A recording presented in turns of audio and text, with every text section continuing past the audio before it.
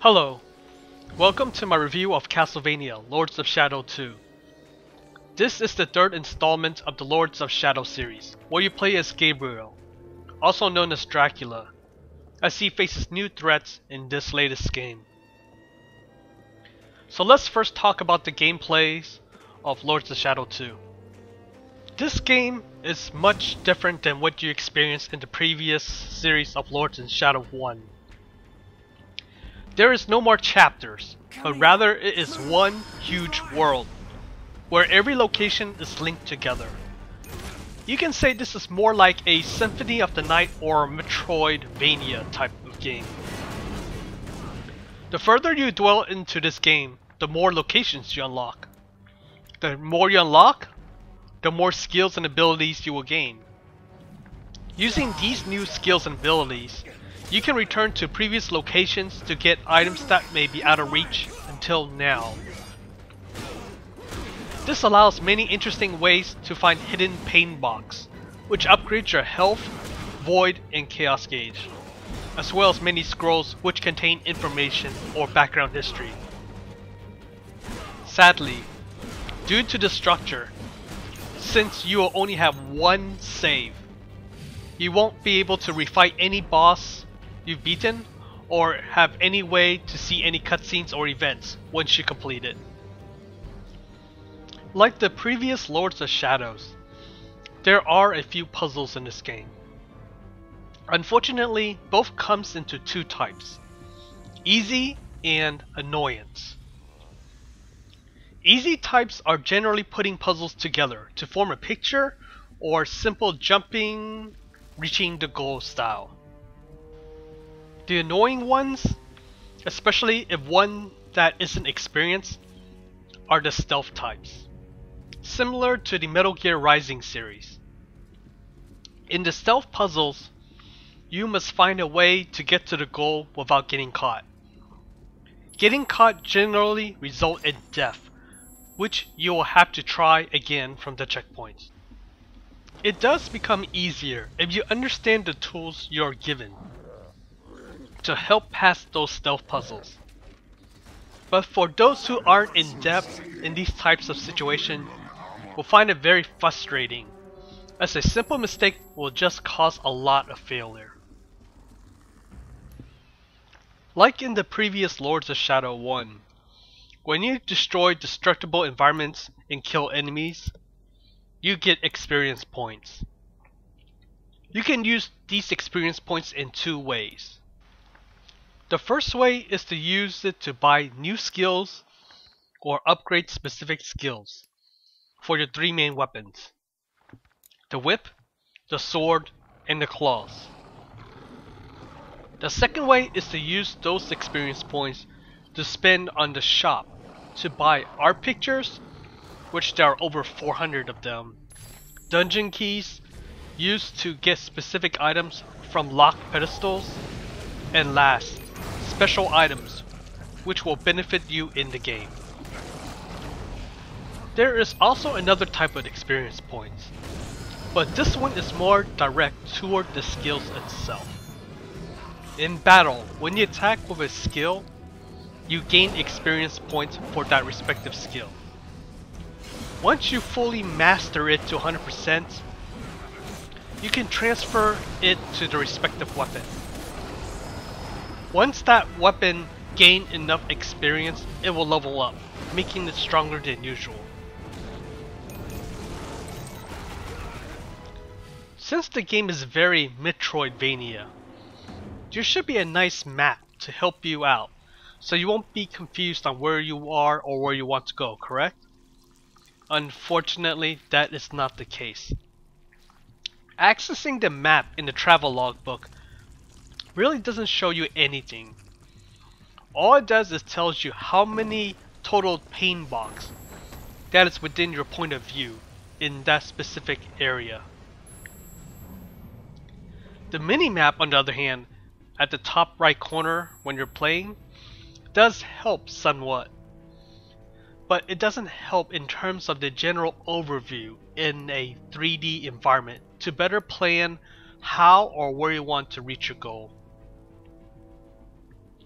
there is a room called the map room. Here you can directly travel from one major area to another major area. This helps a lot, especially if you're trying to travel normally from one location and from one major area to another major area, because it is a very, very big world. Is this all you've got, priest? Battle system is pretty much the same as Lords of Shadow 1. You attack with your whip, but also with your new sword and claws. By buying and upgrading skills, you can perform many varied attacks, which you should recognize from the previous game. Unfortunately, in the heat of battle, and the mass amount of skills you can learn, it is very easy to forget the command to perform specific attacks and moves, as it does generally require a few conditions to activate it, such as the secondary ability, as well as the main weapon you are using. Defensively, you can normal guard or do a perfectly timed guard. Doing a perfectly timed guard allows you to build up your attack gauge quicker. Filling it up allows you to gain the ability to refill your magic from enemies. Overall, the battle system is a little harder now, as enemies are a lot more aggressive in terms of offensively and defensively.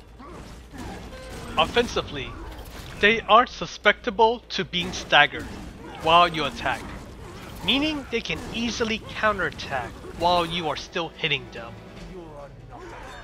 This makes fighting them a little harder, and you must be more aware, for you can't afford to attack them constantly without being counterattacked, unless you know you have them juggled in the air or forcing them into a more defensive position. Defensively, many enemies are armored now, so you need to use your new tools to either destroy their armor or find a way to attack them while they are playing defensive. Knowing how to fight the enemy is key in this game, as blindly attacking them when they're armored or in a defensive position can get you killed. Once you've beaten Lords of Shadow 2, you can still play post-game to finish fighting and gathering all the hidden items. You can also do a New Game Plus, which will restart you at the hardest difficulty, Prince of Darkness, and it will carry over the following items: secrets found, lores discovered, challenges completed, and all EXP points spent on skills will be reimbursed. But keep in mind about one thing: there is only one save file. Doing so will make you lose your current gameplay progression for the new game. So what did I feel about Lords of Shadow 2? First, I love the Metroid-like open world. How you can go anywhere once you unlock that location, and how you can return to previous locations with new gained skills to find hidden items. Second, I love the music composition. I love how they use the music to fit the mood, depending on where you are in the game and in battle. Third, the battle system is simple yet fun. While it does take the same formula from Lords of Shadow 1, new tactics are needed to take out the new enemies. And last, how the plot ties in with the whole Lords of Shadow series. Playing the previous 2 installments would be ideal, as it greatly ties into the characters. It helps a lot to better understand the relation between each character. Of course, there are some downsides to the game too. First is the one save system. With this one save system, you can't refight previous bosses that you defeated or see events that you already seen. There is no chapter selection or event cutscene viewers.